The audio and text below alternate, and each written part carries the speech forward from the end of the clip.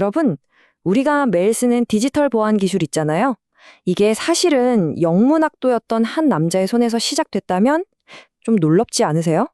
오늘 바로 그 사람, 레너드 에들먼의 진짜 기막힌 이야기를 한번 파헤쳐 보겠습니다. 자, 지금 쓰고 계신 웹 브라우저 위쪽을 한번 쓱 봐주시겠어요? 거기 보면 작은 자물쇠 아이콘, 그거 보이시죠? 네, 바로 그거요. 우리가 뭐 온라인 쇼핑을 하던 이메일을 쓰던 그 자물쇠가 당신 정보는 안전합니다 하고 알려주는 신호거든요. 이게 다 RSA 암호라는 기술 덕분인데 오늘 주인공이 바로 이 RSA의 A, 에들먼입니다. 근데요, 여기서부터가 진짜 재밌어요. 이 디지털 보안의 거장이 내놓은 가장 위대한 아이디어가 글쎄 컴퓨터랑은 전혀 상관이 없었다는 거죠. 완전 다른 세상에서 온 아이디어였습니다. 자, 그럼 먼저 에들먼이 어떻게 세계에서 가장 강력한 디지털 자물쇠를 만드는 데 기여했는지부터 살펴볼게요. 근데 참 아이러니한 게 뭔지 아세요? 그의 역할은 뭔가를 만드는 게 아니라 오히려 부수는 거였어요. 때는 1977년. 이 세 명의 천재가 뭉쳐서 현대 암호학의 판도를 그냥 완전히 뒤집어 버립니다. 론 리베스트, 아디 샤미르, 그리고 레너드 에들먼. 눈치채셨죠? 이 사람들 이름의 앞글자를 딴 게 바로 오늘날 디지털 보안의 표준, RSA가 된 겁니다. 그러니까 리베스트랑 샤미르가 막 복잡한 암호 알고리즘을 설계해서 가져오잖아요. 그럼 수학자인 에들먼의 임무는 딱 하나였어요. 이걸 어떻게든 박살낸다.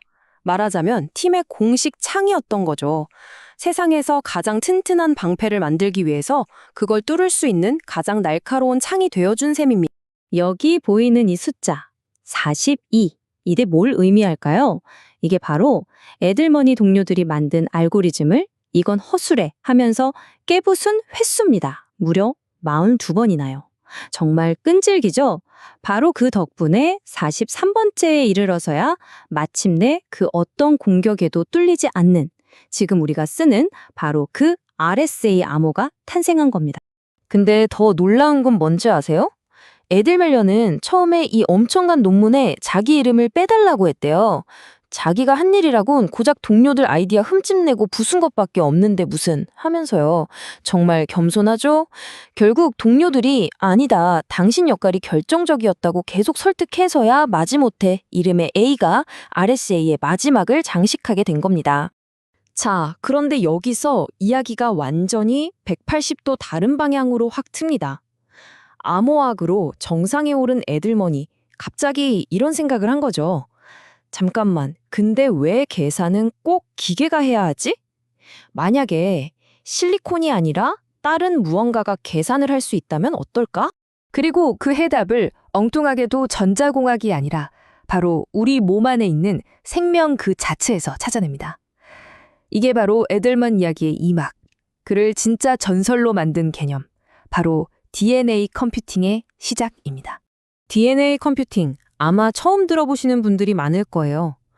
아주 쉽게 말하면 컴퓨터가 0과 1, 이 두 가지 신호로 계산하잖아요. 그걸 DNA의 유전 정보인 ATCG, 이 네 가지로 바꿔서 계산하는 거예요.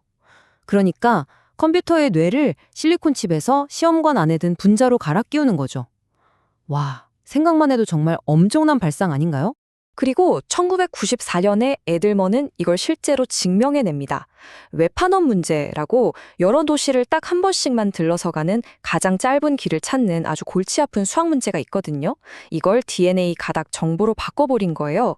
그리고 이 DNA들을 시험관에 넣고 그냥 놨더니 세상에 이 분자들이 알아서 서로 조합되고 반응하면서 정답을 딱 찾아낸 겁니다. 말 그대로 생명체가 계산을 해낸 역사적인 첫 순간이었죠. 자, 그럼 기존 컴퓨터랑 DNA 컴퓨터가 뭐가 다르냐? 바로 이거예요. 실리콘 컴퓨터는 일은 엄청나게 빠른데 한 번에 하나씩 처리하잖아요? 순서대로요. 그런데 DNA 컴퓨터는 시험관 안에 있는 수십억 개, 수조 개의 분자들이 그냥 동시에 한꺼번에 계산을 시작하는 겁니다. 이걸 대규모 병렬 처리라고 하는데 이건 뭐 차원이 다른 계산 능력이라고 봐야죠. 근데 에들먼 이야기는 여기서 끝이 아니에요. 뭐 암호학, DNA 컴퓨팅 이것만 해도 대단한데 그의 진짜 무서운 점은 따로 있었어요. 바로 전혀 상관없어 보이는 분야들을 하나로 엮어버리는 그 연결하는 능력이었죠.